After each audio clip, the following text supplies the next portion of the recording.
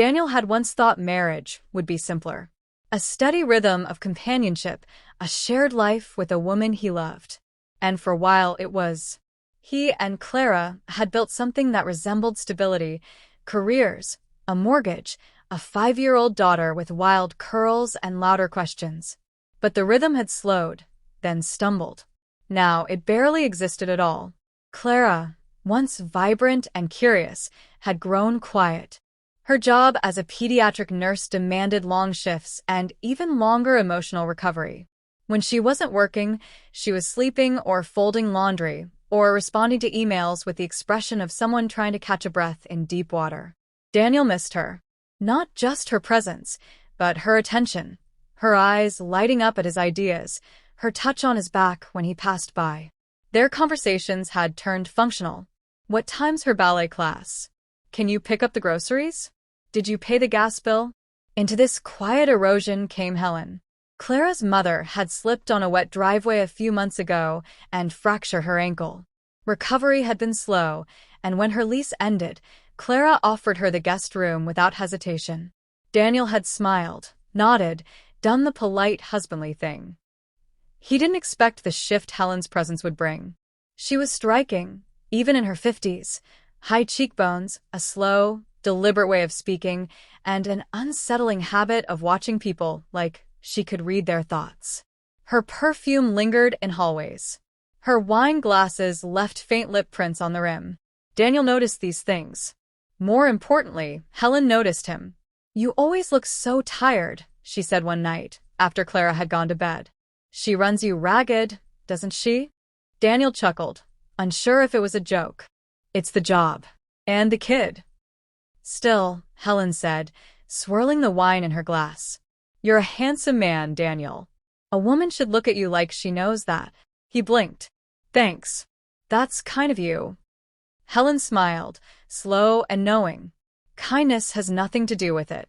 That was the first time he felt it, a flicker, like the flame of something dangerous and tempting. He told himself it was nothing, an offhand comment from a lonely woman adjusting to change. But the comments continued, dressed in charm, dipped in wine.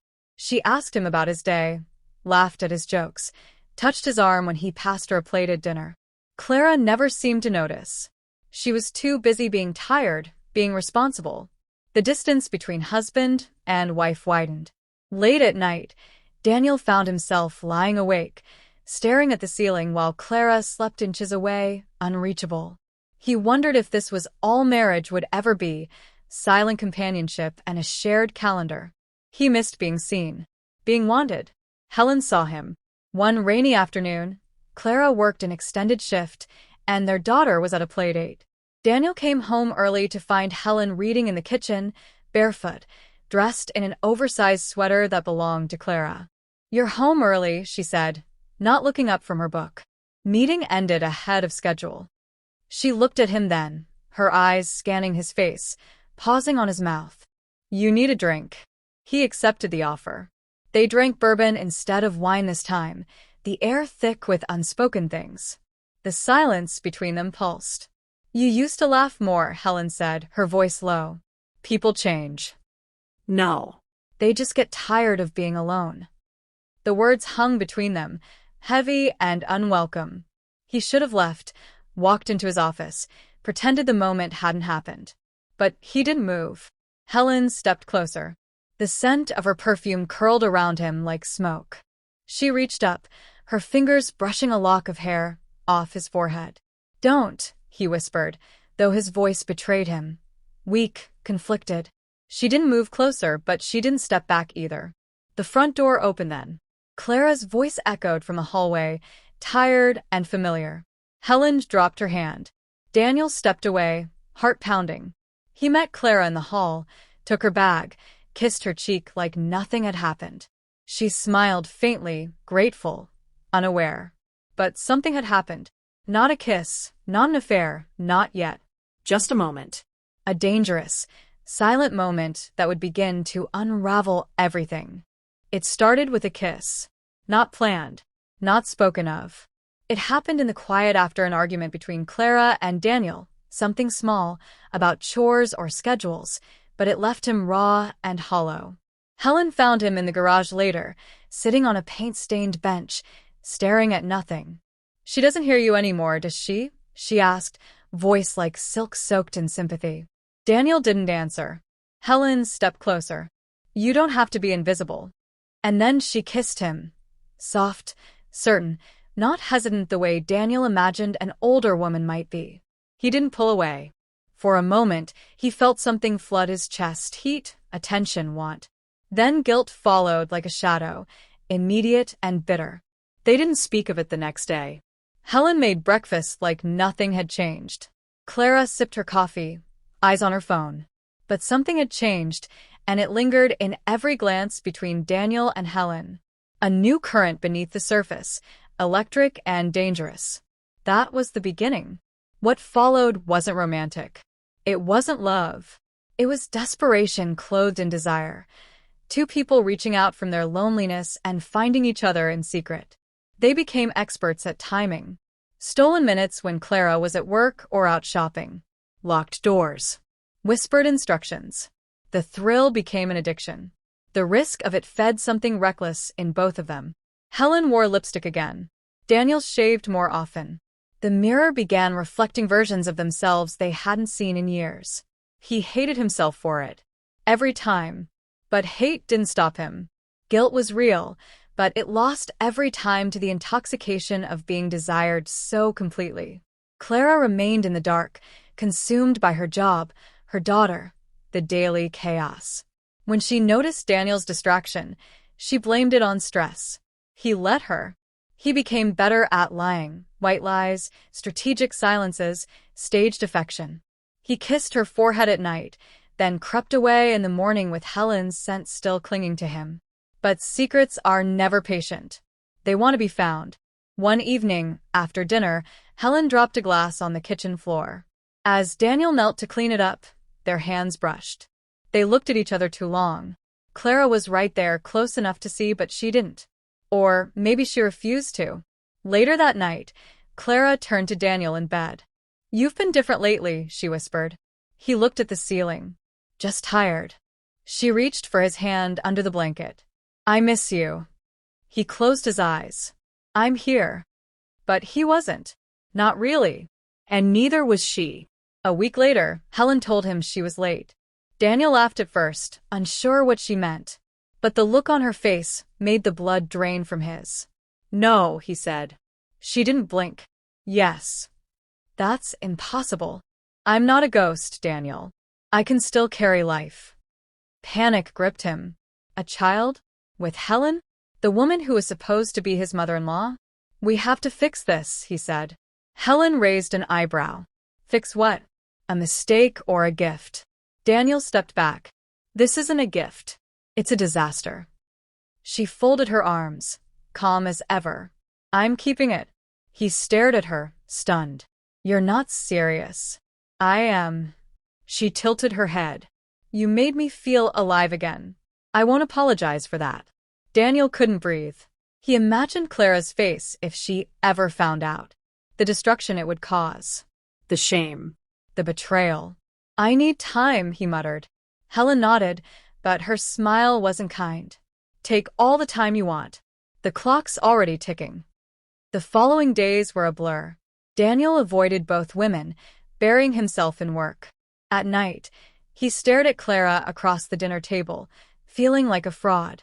Helen, meanwhile, didn't hide. She smiled more, walked lighter. There was something victorious in her posture, something that unnerved him. He couldn't look at her without feeling trapped. The affair that once felt thrilling now felt suffocating. And now it had consequences growing inside it. By the end of the week, Daniel knew the affair had stopped being a secret romance. It had become a weapon. It wasn't dramatic, not at first. No screaming. No confrontation. Just a phone left unlocked on the kitchen counter, a notification flashing across the screen. A message from Helen, brief and unmistakable. Doctor confirmed it. 8 weeks. Clara didn't react immediately. Her fingers trembled as she tapped the message open, scanning the thread of prior texts. Most were vague, careful. But then, "I want you to be part of this." Don't shut me out now. She didn't cry. Not yet. She walked upstairs, robotically, set the phone on the dresser, and sat in silence for nearly an hour. Outside, the world continued. A dog barked, a neighbor started his lawnmower. Inside her chest, something cracked open, quietly, irreparably. That night, Clara said nothing. She watched Daniel at the dinner table, pretending to listen to their daughter's stories. She watched Helen refill his water, her hand brushing his shoulder like it belonged there. She studied their movements, the too careful distance between them, the silence beneath the noise. She knew. 2 days later, when her daughter was asleep, Clara called them both into the living room. She sat on the edge of the couch, spine straight, hands folded neatly in her lap. "I read your messages," she said. Daniel froze. Helen didn't flinch. Clara's voice didn't waver. "You're pregnant with my husband's child." Silence, sharp and suffocating. Daniel's mouth opened, then closed again. He looked at Helen, then at Clara, his voice finally emerging as a whisper. "I didn't mean for." "Don't," Clara said. "Don't insult me with excuses." Helen stepped forward. "You were never there for him, Clara. He was drowning, and you left him to it." Clara laughed, but it sounded hollow. "And your solution was to open your legs to your daughter's husband?" Helen's face tightened. "You pushed him away." "I trusted you," Clara whispered. "I asked you into my home. You sat at my table. You kissed my child goodnight while you were sleeping with her father." Daniel looked like he wanted to disappear. His hands trembled. "Clara, She stood. "You don't speak. Not now." Tears finally came, slow and angry. "You took everything that mattered and crushed it. Both of you." Helen's voice was cold. "You never really knew him." "I did." Clara turned to her.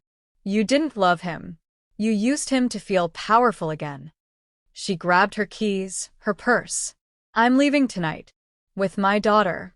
And I swear to God, if either of you comes near us again." "You can't keep her from me," Daniel said, finally finding some volume. Clara met his eyes. "Watch me." She left that night, without slamming the door. No theatrics.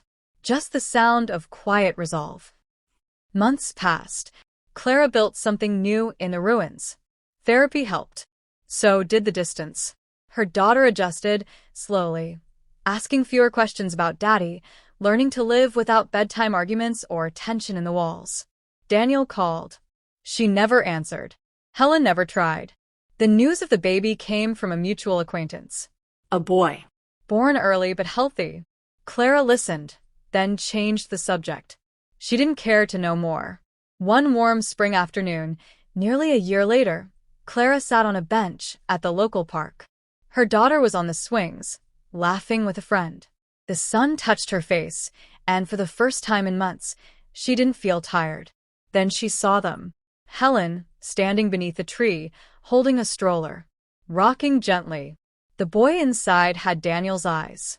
Clara froze. Helen didn't see her. She looked older, thinner, less certain.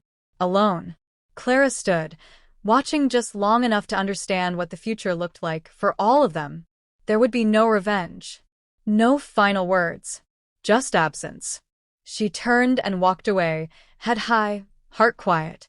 Some betrayals are too deep to mend. But they also carve out space for freedom, for clarity, for peace. Clara would never forget. But she would never return.